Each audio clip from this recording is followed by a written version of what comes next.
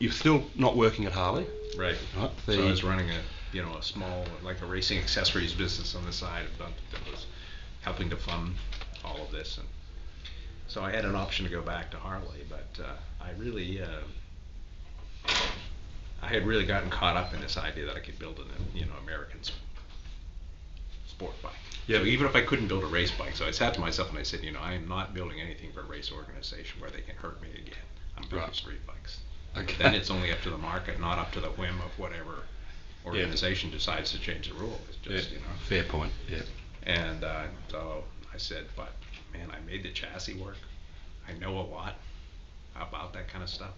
I know what the Harley Davidson power band is like, which would make it very fun since I've raced every kind of, bike, inline, 4-cylinder Japanese super bikes and twin super bikes and TZ 250s and TZ 750s and all that. So I had a big range of bikes.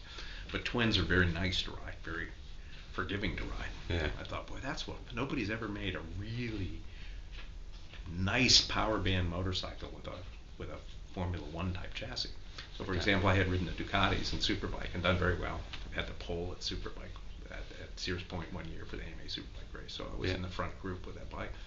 It had a great engine, but actually had an atrocious chassis. Yeah. The old long.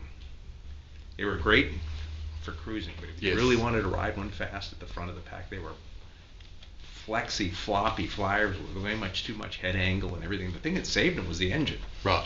And I said, if I had that engine character of the Harley, and I knew what part of what was wrong with the Ducati at that time is they had no weight on the front wheel. Yeah. They had that long cylinder sticking out the front end, and they also had a lot of raking and a very flexy chassis, so they were just all over the place when you rode them hard. I thought, if it's compact in the Harley motor, but the Harley will shake itself to pieces, that's the killer with it. Yeah. That's why they have the 90 is to reduce that. So I came up with that whole rubber mount system. So I was just sitting there going, I'm not going back to Harley. I'm going to do this.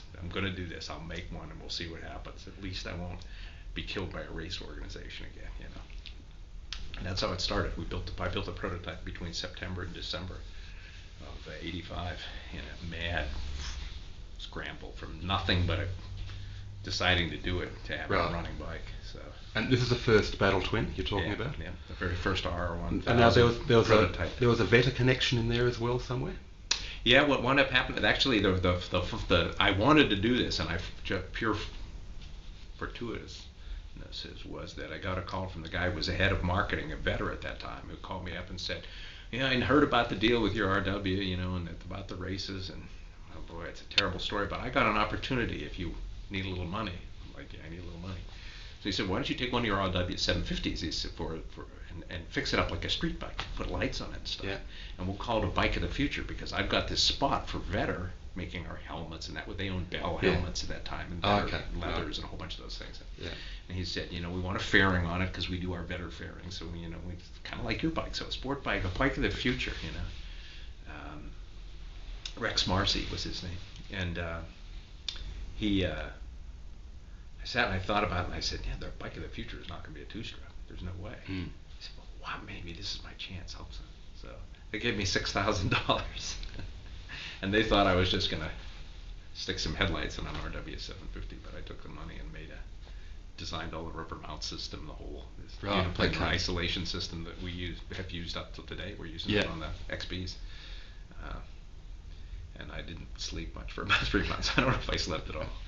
But, that was my goal. It's not going to be a show bike. It's a running bike. Yeah. And then I called up some of the people I knew in the motorcycle industry. And so I was kind of doing that thing on the side, prepping this thing that they think they were getting ready. At the same time, I was prepping it to be a show bike for the fact that I could build a street version of it. Right. And then they put it in this.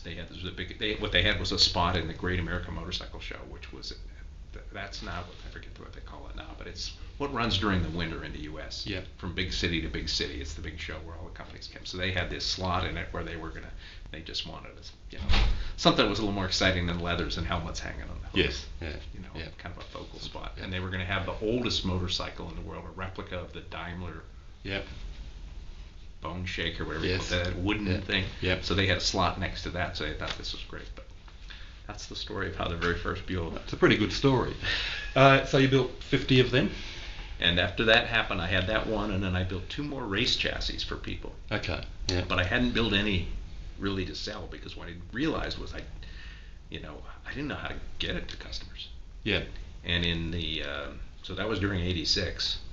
And in the fall of '86, I had a dealer, a Harley dealer, had ordered one from me. The guy that I used to race with, he used to race BMWs with me. Yeah.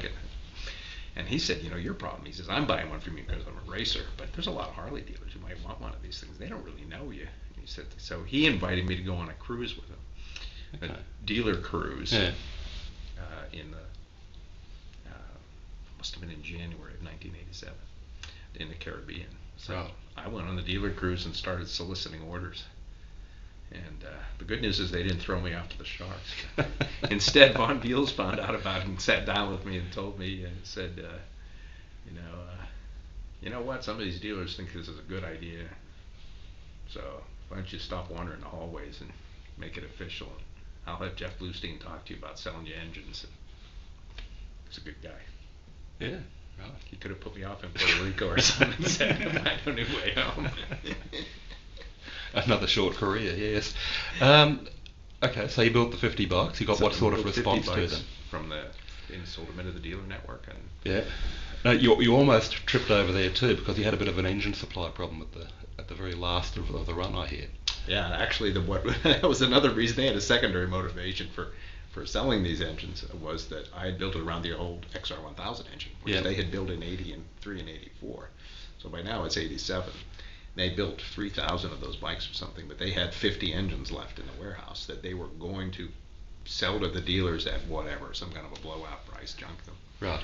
Well, that's I said is, you don't have to sell them at a blowout price. I'll buy them at the regular dealer price. I'll take all 50. Yeah. Because I still hadn't given up racing, and at that time there was a rule that says if you built 50 street bikes, you could race in the AMA Twins Yeah. class. Yeah. So there's a little bit of that still left in me. They hadn't beaten it all out yet. And I actually, by the time we got that deal together and put it together, there were only 47 left, so I had to go buy 3 back from dealers. But that's a funny story. Of course, then we did take one of those and won the national championship, and they changed the number to 200. Fantastic. And That's what you know. Good old race organizations taking care of business. You must love them. Oh, I just love them.